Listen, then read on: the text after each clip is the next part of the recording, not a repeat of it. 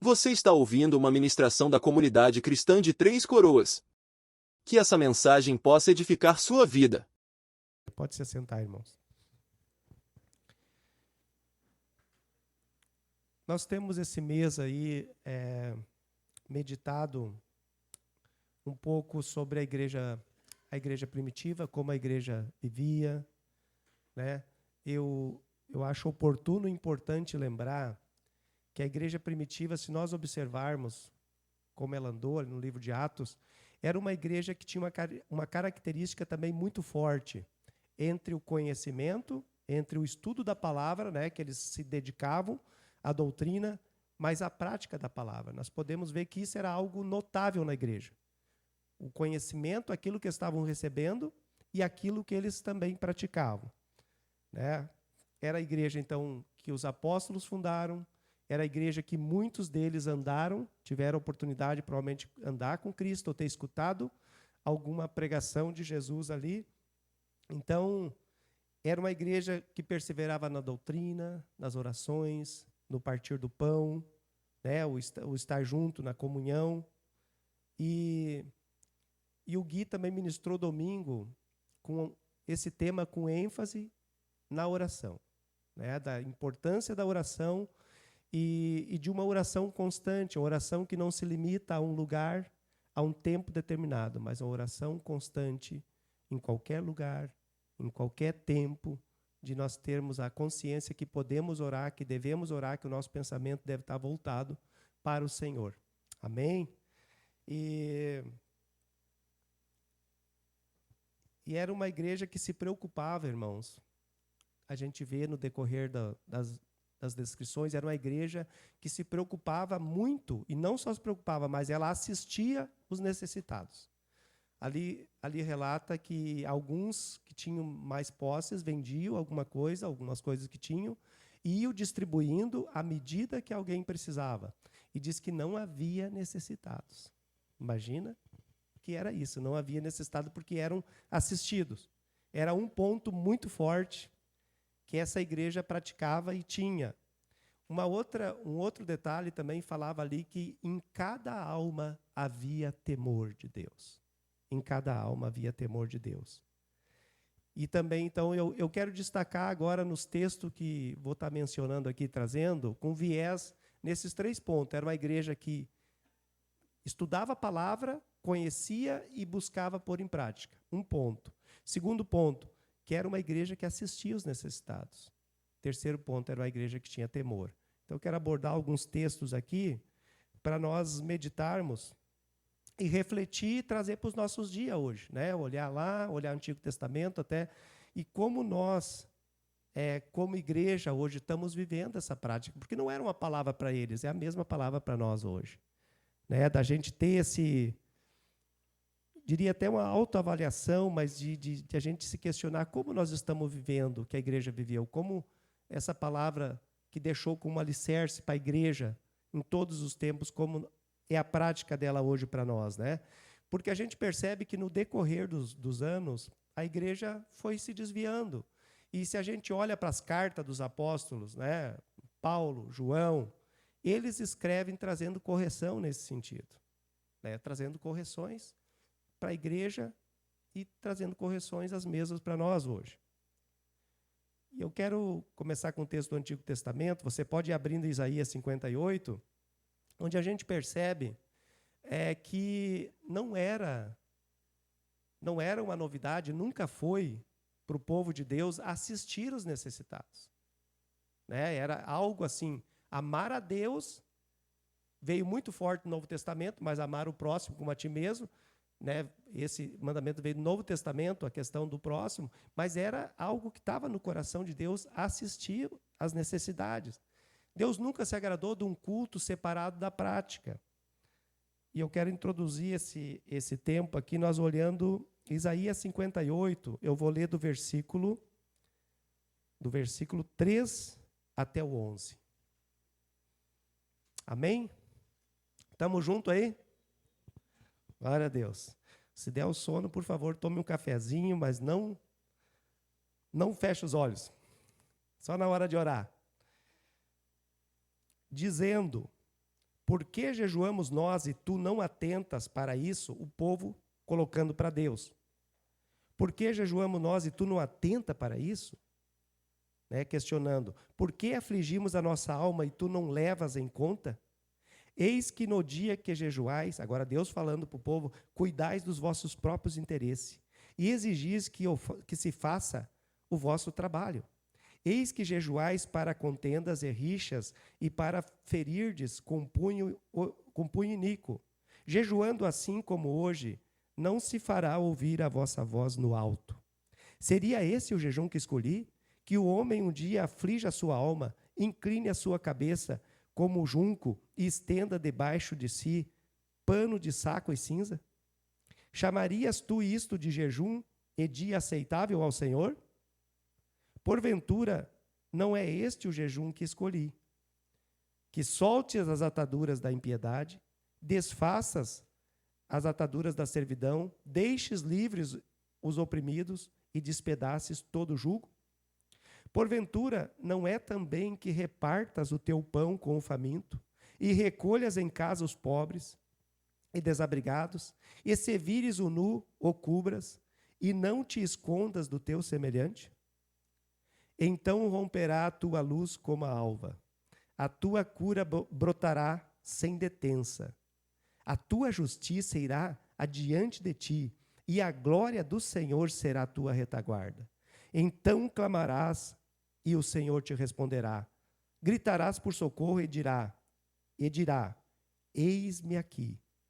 Se tirares do meio de ti o jugo, o dedo que ameaça, o falar injurioso, se abrires a tua alma ao faminto e fartares a alma aflita, então a tua luz nascerá nas trevas e a tua escuridão será como o meio-dia. O Senhor te guiará continuamente, fartará a tua alma até em lugares áridos e fortificará os teus ossos. Serás como um jardim regado e como um manancial cujas águas jamais faltam. Irmãos, aqui a gente pode ver um povo que estava buscando a Deus, um povo que buscava algo de Deus, queria que Deus fizesse algo para eles. E eles jejuavam para isso. O problema é que havia um descompasso entre o culto que eles apresentavam e a prática que agradava a Deus. Esse era o problema. Porque o dia que eles jejuavam, eles botavam o outro fazer o trabalho dele. A pessoa tinha que fazer o trabalho que era dele mais o deles, né? Então já era um problema. Não olhavam para o cara que estava passando fome, não olhavam para quem tinha pouca roupa, né? Estava com a alma aflita, não fazia essas coisas, mas eles jejuavam, eles faziam o ritual, e eles pegavam panos, né, de saco, eles botavam cinza sobre a cabeça, e eles faziam a instrução. E Deus diz para eles, não é isso aí. Isso aqui não tá fechando. A prática que vocês fazem, eu imagino que Deus está dizendo, até é boa, é isso aí. A prática não, o cerimonial, a prática não é boa. Vocês fazem isso, mas esquecem a prática daquilo que está no coração de Deus. Então, irmãos, eu vejo que essa deve ser uma preocupação, uma constante sempre para nós cristãos. O conhecimento da palavra e a prática da palavra. Porque às vezes tu sabe até, às vezes tu até a gente tem uma cara de cristão, conhece o texto, vê, mas aquilo que Deus espera de nós, aquilo que Jesus fez de servir, servir, servir, Ele como modelo exemplo, às vezes pode ser que aconteça conosco o que acontece com Ele. Aconteceu com eles, e daí Deus está dizendo, mudem isso, e daí Ele traz a promessa, a minha justiça vai brotar, vai vir sobre vocês, né? A glória do Senhor estará na retaguarda, como lá o povo de Israel, né? Eles tinham a glória dele atrás, os egípcios não conseguiam chegar até eles. Eu fico pensando nessa cena, e a vida de você vai ser como um jardim que é regado, que ali vai produzir algo, mas eu preciso que vocês se atenham à misericórdia dos outros. Isso eu preciso de vocês. Sabe? eu achei uma palavra ali que me chamou a atenção para mim. Diz assim, não te esconda do teu semelhante. Sabe aquela hora que tu está no almoço, no prato, e toca a campainha, alguém está lá, né? Poxa, dá agora. É agora, irmãos. É isso mesmo. Sabe? Eu me lembrei logo, eu nem comentei com a minha esposa, mas tem uma pessoa querida, a gente conhece há muitos anos, ele está sempre ali, usuário de droga, outras coisas, ele está sempre pedindo. Então, ele encontra nós, ele sempre pede. Se ele está indo para a esquerda, ele volta para a direita, e vamos lá. A gente vai até o mercado, compra uma coisinha, com carinho, não tem problema. Mas esses dias, eu brinquei com o André, ele estava passando do outro lado da rua, porque se ele está do outro lado da rua, ele volta também, né? Daí eu disse, não, vamos ligeiro aí até para ele não nos enxergar agora. Quando eu li isso aqui, eu lembrei. Não te esconda do teu semelhante. Sabe, irmão? Não te esconda. Às vezes tu já vê que aquilo vai acontecer, tu já sabe de longe, assim, não te esconda. Sabe? Às vezes é um pacote de bolacha, uma galinha, alguma coisa lá. Mas é isso aí, irmãos. Isso agrada a Deus. O Senhor quer ver isso em nós. Né, que seja uma prática, o amor dele em nós, a graça dele derramada em nós. E não estava acontecendo com esse povo. E nós percebemos que no decorrer dos anos, como eu falei, vem a correção. Né? E João, ele escreve, provavelmente, as cartas deles lá pelos anos 90. Isso já tinha passado, o quê? 50, 60 anos ali. Né? 70 até, talvez. Do começo, dos anos 30, uns 60 anos, com certeza. E ele estava muito preocupado que o mundo, o sistema do mundo, já estava ali. Sempre teve. Sempre teve, né? Penetrando, desde que a igreja foi igreja. E João escreve algo assim, bem forte, bem impactante, que eu creio que dentro disso ali, se a igreja pende para esse lado, a pessoa que pende para aquilo ali, ela acaba não olhando o necessitado e ela acaba não tendo mais temor, ou perdendo o temor. Abre comigo João, primeira carta de João 2, 15 a 17. Eu sempre quero trazer esses textos, foi assim que Deus me deu essa palavra de hoje, olhando para esses 3 pontos. Ser praticante na palavra que conhecemos, ter temor ao Senhor e olhar com carinho os necessitados. 1 João 2, 15 a 17. Amém? Diz assim, não ameis o mundo nem as coisas que há no mundo. Se alguém amar o mundo, o amor do Pai não está nele. Porque tudo o que há no mundo, a concupiscência da vida, a concupiscência da carne, a concupiscência dos olhos e a soberba da vida, não procede do Pai, mas procede do mundo. Ora, o mundo passa bem como a sua concupiscência. Aquele, porém, que faz a vontade de Deus, permanece para sempre.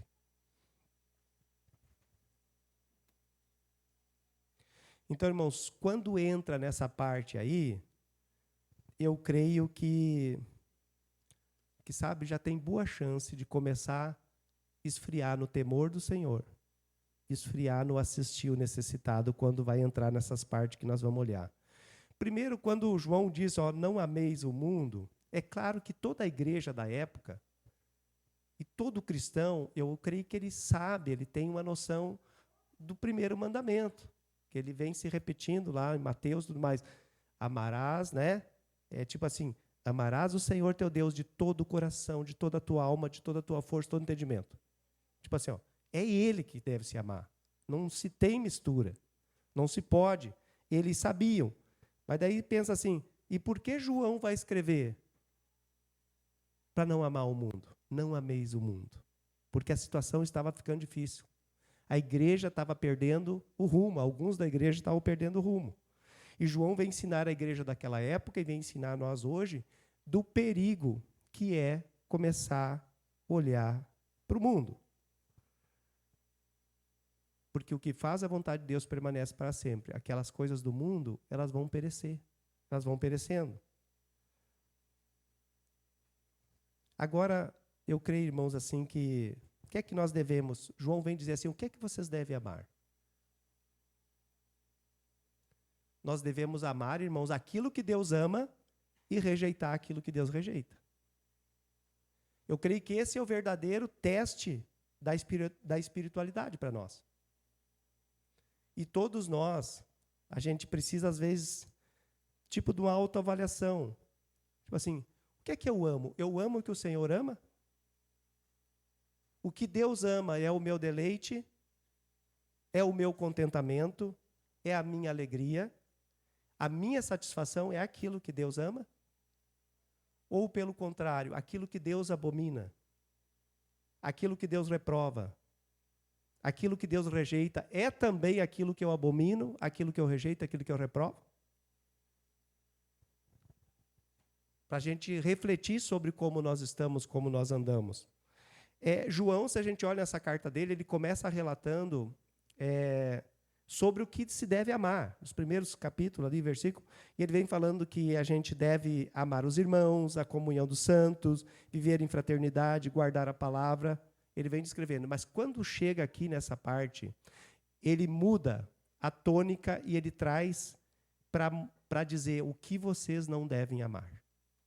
Agora inverte. Agora ele está frisando o que não deve amar. E ele diz, vocês não devem amar o mundo. Isso pode, a palavra mundo aí pode ser utilizada em vários contextos. Né? Se a gente olha o mundo, a gente pode dizer, o que é o mundo? É toda a criação de Deus. O salmista ele diz lá no 24:1, ao Senhor pertence a terra e tudo que nela contém o mundo e os que nele habitam. Então, isso é o mundo que Deus criou. E João não está falando de não amar a criação dele. Não é isso. O que João está falando é dos valores, conceitos que os incrédulos implantaram no mundo. É disso que ele está falando. É disso aí que ele está falando. É um estilo de vida que foi implantado alheio à vontade de Deus, como libertinagens sexuais, imoralidades, que são tratadas como normais, sem rejeição, sem reprovação. O mundo materialista, que não tem nunca o que chegue, o mundo consumista. E quando essa prática entra, o temor sai. E quando essa prática entra, não há dinheiro que chega nunca para o materialismo nem para o humanismo. Assistência àqueles que precisam também sai. Que são 2 marcos da igreja primitiva. E é nesse sentido que João vem alertar a igreja. Ele diz, cuidado com esse sistema de valores, com essa prática do mundo. Porque o mundo, ele também oferece um deleite, a sua alegria, o seu prazer, o seu contentamento, a sua segurança, mas esses não são valores cristãos que o mundo oferece. O mundo ele foi atingido desde o princípio com o pecado. E a sociedade está contaminada pelo pecado. Então, os valores, irmãos, da sociedade que eles tanto lutam, não são os valores de Deus para nos manter, para nos sustentar, para nos dar alegria, que vai nos conduzir a uma eternidade com Ele. Só um exemplo, o que é a sociedade? A sociedade luta há muitos anos por uma legalização de aborto. Sabe, talvez uma das piores coisas de um assassinato de quem não pode nem se defender. Eu sempre, quando olho para essas coisas, eu olho para, mas a criança, quantos meses, não sei o quê. Olha para o texto lá de quando Maria foi visitar Isabel. Olha como tinha vida ali dentro, de ambas. Entende? Então, não há dúvida, mas eles lutam por isso. Uma sociedade que briga muito para que uma idade menores, assim, quanto mais baixa, para que decidam se querem ser homens ou querem ser mulheres. Troca de sexo. Uma sociedade que briga para que não tenham ensino cristão nas escolas. Que muitos países foram consolidados, inclusive na economia, porque investiram nas crianças os princípios de Deus muito cedo. E hoje, em todo o mundo, há uma luta para que isso não aconteça mais. Então, João está advertindo, não sigam esses valores, não ame esses valores, não se entregue para o mundo. Porque quem vai para esse lado aí diz que não há Não tem nada a ver com o Pai esses valores aí do mundo. E sem dúvidas, irmãos, o mundo é atrativo, é sedutor. Então nós precisamos ser vigilantes, não precisamos assim, deixar, não tem problema sim. Essa luta para todos nós aqui, desde os mais novos, aqui adolescentes até os mais velhos, deve ser uma luta contínua. E não só na força do braço. Nós precisamos ser assistidos hora a hora pelo Espírito Santo. Essa luta não é só carnal, nós vamos perder. Precisamos da graça de Deus. Isso é muito forte. O apóstolo Paulo relata em 2 Timóteo 4,10, ali, relata a história de alguém que andava com ele. Né? O cara, tu imagina alguém de nós assim, ser um discípulo de Paulo. O cara com toda a sabedoria, com todo o zelo, a partir dali, todo o conhecimento, um homem que vivia para o Senhor, né? A partir da conversão dele. E ele tinha um parceiro que ajudava ele, de repente o Paulo escreve lá, e diz assim: Demas, amando o presente século, me abandonou. Aí se tu olha assim, irmãos, se aconteceu, tipo assim, olhando com alguém que andava de uma pessoa do calibre de Paulo, ninguém de nós está imune. O que nós precisamos é ser vigilantes. Nós precisamos unidade, irmãos. É um tempo que cada vez mais os dias se aproximam, nós precisamos de unidade, nós precisamos estar juntos, queridos. Nós precisamos conviver junto. Nós precisamos orar junto. Nós precisamos se grudar uns nos outros. Porque vem aqui a questão, um dia vai encontrar fé ainda. A palavra acaba sendo muito distorcida. Então, o próprio Demas deixou Paulo na mão. E hoje há muitas pessoas que vão se afeiçoando ao mundo, vão se encantando com o mundo, pessoas que vão sendo atraídas pelos valores do mundo e, consequentemente, elas vão se afastando de Deus. O texto é bem claro: se alguém ama o mundo, o amor do Pai não está nele. Porque os valores do mundo se opõem aos valores de Deus.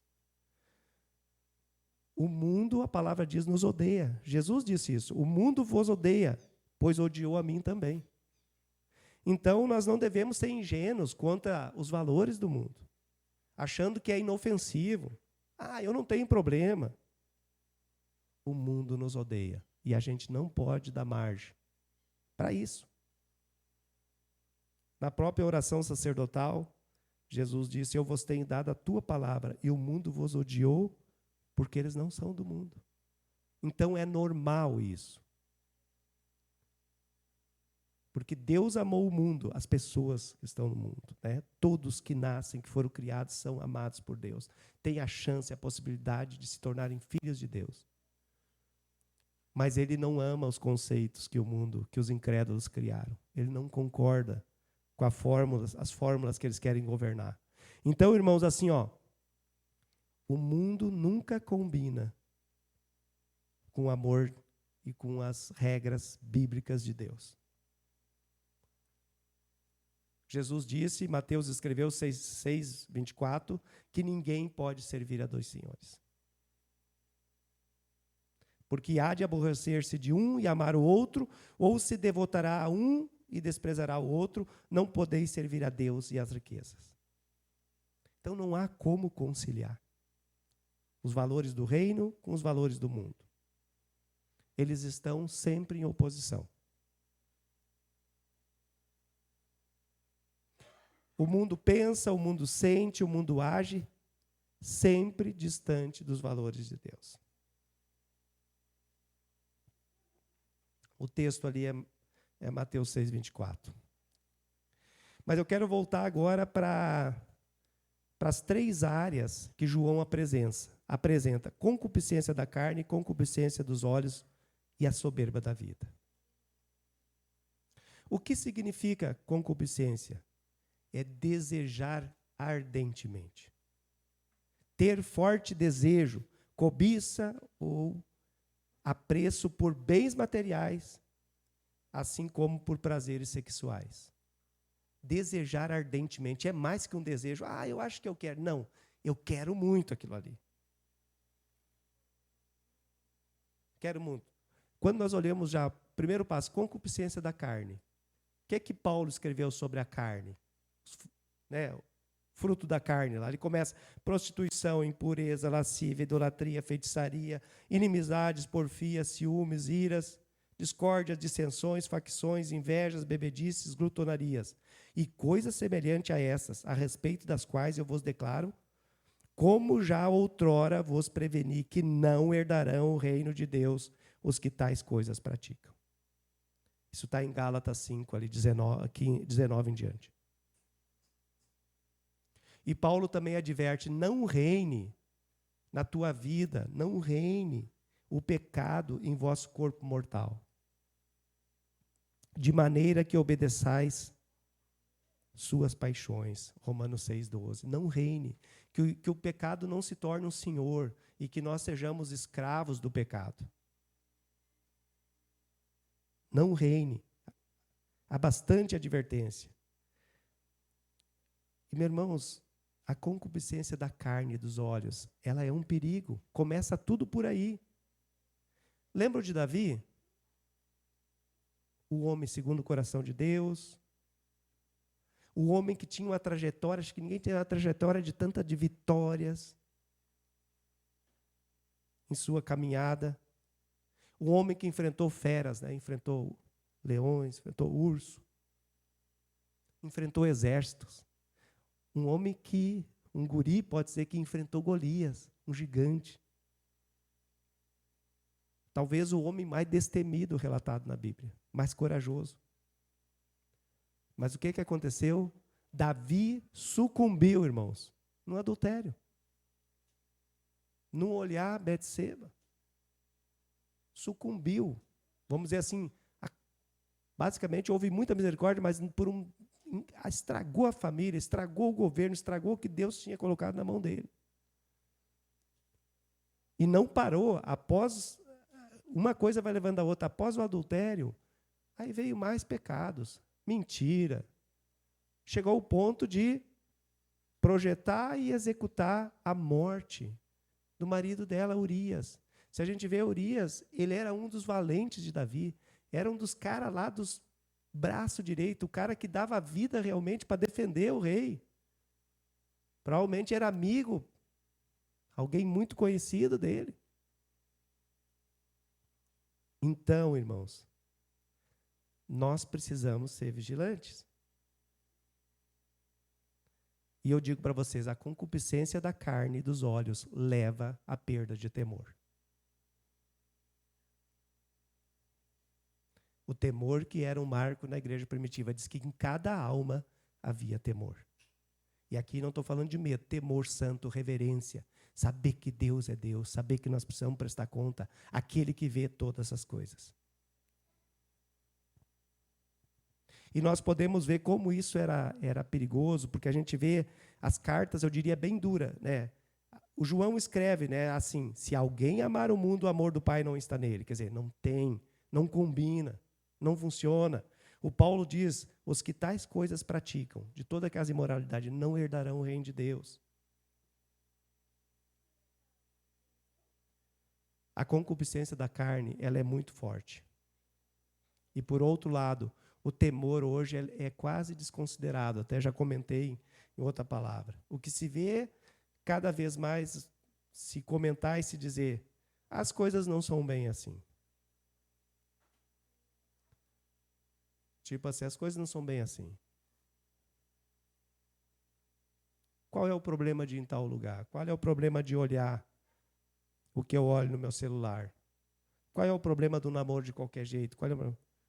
Irmãos, para tudo tem perdão, é verdade. A graça de Deus veio para nós não estamos aqui para condenar ninguém. Isso tudo é verdadeiro.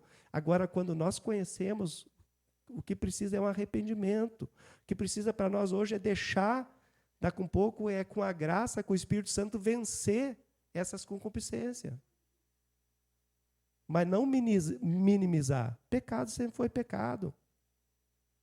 Porque o que é que o mundo faz? O mundo joga uma isca bonita, uma isca boa, não é mesmo? Uma vez estava tentando pescar lá no fio, eu estava gastando mais em isca do que pegando peixe. Comprava uns camarãozinhos, amarrava, saía caro e nada do peixe. Mas a isca tem que ser boa, né? A isca sendo boa, normalmente o peixe vai lá e pensa, hoje é meu dia. Aí o destino dele é uma banha fervendo, fritando, né? É duro. O mundo é assim. Ele parece bonzinho, mas ele odeia os filhos de Deus. Ele odeia, irmãos. E as pessoas dizem, não, o mundo mudou. O mundo não mudou, ele continua com a mesma estratégia. E ainda que mudasse, Deus não mudou. A palavra dele é a mesma. Sabe? A misericórdia dele é a mesma. A graça é a mesma. A justiça é a mesma, ainda que nós somos justificados em Cristo. Mas nem por isso, sabe? Se pode fazer qualquer coisa.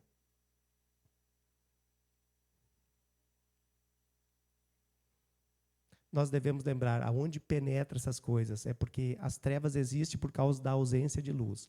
Então, se nós temos vivendo na palavra, lendo, orando, andando junto, normalmente essa escuridão não vem, as trevas não vêm. Mas nós precisamos ser vigilantes. Que nós tenhamos, assim, um temor santo em nossos corações e nas nossas atitudes. Porque também a concupiscência dos olhos, ela começa muitas coisas ali, irmãos. Só quero citar 2 exemplos bem conhecidos. Que nos leva... O que aconteceu com Eva lá no jardim? A Eva talvez é tão questionada e tão condenada, né? Alguns dizem, se não fosse a Eva, eu estava vivendo 1000 anos aí, não sei o quê, como seria, né? Se não fosse o problema. O que diz lá? Que a Eva, ela tinha uma ordem. Ela e Adão, naquilo ali não toque, não coma. Mas diz ali que, vendo que a árvore era boa e agradável aos olhos, desejável para entendimento. O que é que ela foi? Pegou, comeu e distribuiu para o marido. Era boa, desejável. Então, o mundo não vem com a isca ruim. O mundo vem com a isca boa. Um outro fato, isso está em Gênesis 3:6. Em Juízes, a gente encontra um fato assim, Juízes 7:21, mas eu vou narrar um pouquinho. Quando o povo de Israel começou a entrar na Terra Prometida, e primeiramente se depararam com Jericó, que estava à margem do rio, e foi algo tremendo ali. Deus foi dizendo o que fazer, caminhar, tocar trombeta, os muros, a cidade mais fortificada, caíram, milagre acontecendo e tudo mais, e foi festa mesmo, Deus agindo.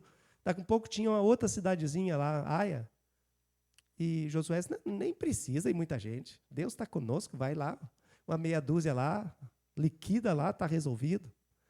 E os caras foram lá e tomaram um laço lá, e se questionando daqui e dali, por quê? E Deus disse, tem pecado. Vocês pecaram. E aí começou a questão, quem foi? Quem foi? Quem foi? E foram fazendo o que era costume da época, quem é, caiu em Acã. E daí ele disse, realmente fui eu. E ele disse assim, vendo aquela capa Babilônia, aquele ouro e aquela prata, eu cobicei e a tomei. Né? Eu desejei e a tomei. E aquilo causou um grande transtorno com a morte de muitos lá. Claro, a partir dali uma coisa forte para a época, mas apedrejamento. Então, o fim de Acã foi terrível, se olharmos. Mas precisa servir de exemplo para nós, né? Deus não se agrada, não se agrada. Não tem jeito. Eva era desejável, a fruta era, mas Deus diz não.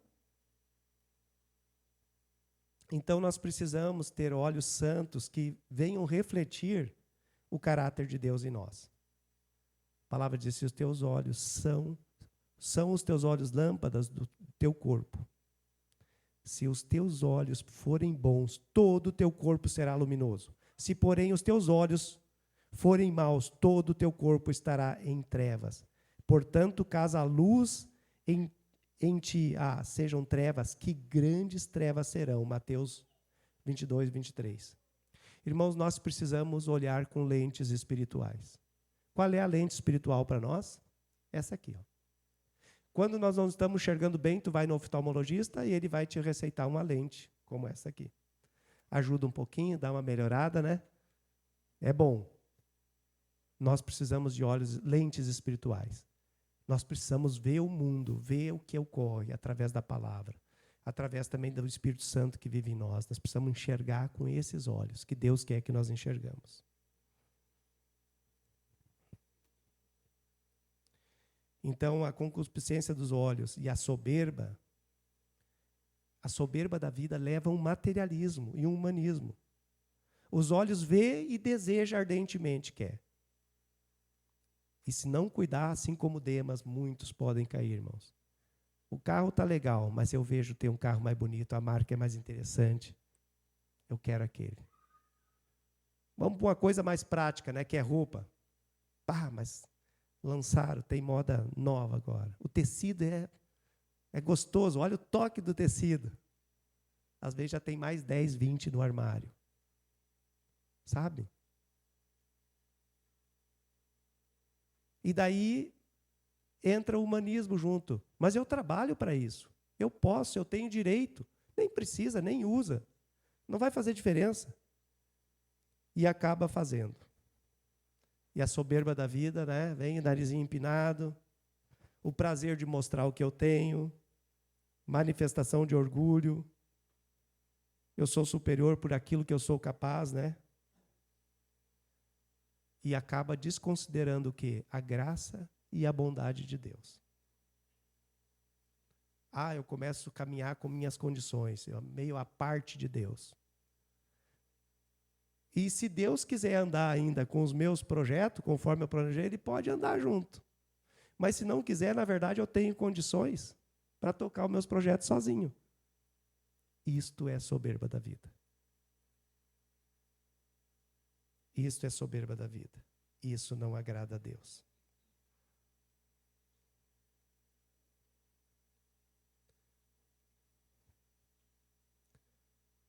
Quantas, aplicações, quantas palavras, eu não acumuleis tesouro aqui onde a traça, a ferrugem corrói. Lá em cima é o lugar. É para lá que tem que mandar material. A mansão melhor precisa ser lá, porque lá é uma eternidade. Aqui, quem chegar no noventinha já vai ter que ser carregado. A soberba da vida, normalmente, ela entra pelo material, pelo dinheiro. Mas não é só ele. Não é o único. Mas precisamos ter cuidado. Eu quero encerrar, irmãos. Abre Tiago 4:4.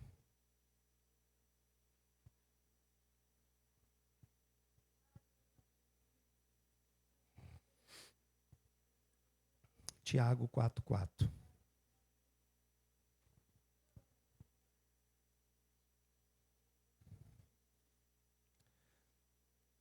A palavra diz ali, infiéis, mas a tradução correta mesmo dessa palavra é adúlteros. Não compreendeis que a amizade do mundo é inimiga de Deus? Aquele, pois, que quiser ser amigo do mundo, constitui-se inimigo de Deus. Talvez até quando olha essas palavras, você pode pensar, mas essas palavras foram escritas mesmo para a igreja? Sim. Todas as palavras, as cartas foram endereçadas diretamente para as igrejas. Para que sejamos vigilantes, irmãos. Termos cuidado. Preste atenção numa coisa. A amizade do mundo, ela vai acontecendo aos poucos. O temor, ele vai saindo, ele vai indo embora também aos poucos. O materialismo e o humanismo, eles vão entrando aos poucos. E olhar com compaixão para o necessitado, ele também vai indo embora aos poucos. É assim que acontece. Eu lembro de um exemplo que um irmão querido contava, um exemplo que ele experimentou com um discípulo na prática. E estava lembrando disso quando estava anotando aqui. Ele disse que encontrou um rapaz e pregou o evangelho. Ele se converteu, muito simples, muito pobre. E ele se converteu de fato e eu não estou falando aqui de dízimo e oferta, só vou dar um exemplo, tá, irmãos? E ele era temente a Deus e estava ali com tudo. E ele ganhava, ele falou na época, R$1.000. Isso já faz uns 15 a 20 anos que ele me contou isso. E ele, com alegria, ia e dava o dízimo, e mandava oferta para nem que fosse R$10 para a África, e fazia tudo certinho, era uma bênção. E foi indo, discípulo dele, congregando certinho, Deus foi abençoando, e ele foi prosperando, e foi indo, e ele contou que chegou o tempo que esse rapaz estava ganhando R$10.000. E daí ele chegou e disse para ele, assim, com tristeza, assim, verdade, mas estou dando R$1.000. Tipo assim, não é muito dar R$1.000? Quando ele ganhava 1.000, ele dava com alegria mais que 10%. Quando ele ganhou 10, ele achou pesado dar 1.000. Entende? Mesmo com entendimento. Esse é o mundo entrando, irmãos. Esse é o cuidado que nós temos. Eu não estou falando aqui da tua oferta, do teu dízimo, nada. Eu estou falando que isso é um sintoma. É uma coisa que está ali. Ela vem devagar. Vem devagarinho. Não é do dia para a noite. E às vezes ela vai pegando e vai entrando na igreja. Então, irmãos, para terminar, a igreja primitiva tinha temor. A igreja primitiva repartia com os que tinham necessidades. Ela era um exemplo, sempre foi um exemplo de Deus para nós hoje. A igreja primitiva, elas tinham o prazer de estudar a palavra, mas a gente vê pelos relatos que eles viviam a palavra, eles assistiam às necessidades, eles oravam junto, eles faziam as coisas junto, havia uma unidade muito forte. E eu creio que foi isso que ela fez o que fez para a época. Com perseguição e sem perseguição, ela se espalhou pelo mundo todo. Com palavra e com poder de Deus andando junto. Eu queria deixar esse texto para nós não esquecermos dessas marcas da igreja e para nós sermos vigilantes. Não amar o mundo e suas concupiscências. Eu não estou falando aqui, não entenda isso, de prosperar, de ser rico. Deus se agrada disso. Salomão foi assim, Davi foi assim, sabe? Não há problema, creio, com Deus. O problema é trocar essas coisas por Deus. O problema é tirar Deus do trono, do primeiro lugar. É só isso. As concupiscências, o desejo materialista, o desejo, sexual, esses desejos que o mundo oferece. Então nós precisamos amar a Deus de todo o coração, de toda a nossa alma, de todo o entendimento, de toda a nossa força. Ele diz também amar o próximo como a nós mesmos. Nós vamos assistir o próximo. Nós vamos ter compaixão do que não tem. Que haja um temor santo nas nossas vidas, irmãos. E que nós venhamos a se importar cada dia com os necessitados. Que isso seja uma tônica entre nós. Começando por nós e por aqueles que às vezes um conhece, o outro não conhece. Mas é o que está no coração de Deus. Então são traços, são aspectos que existiam na igreja primitiva. E que são palavra de Deus e é para nós hoje. Amém?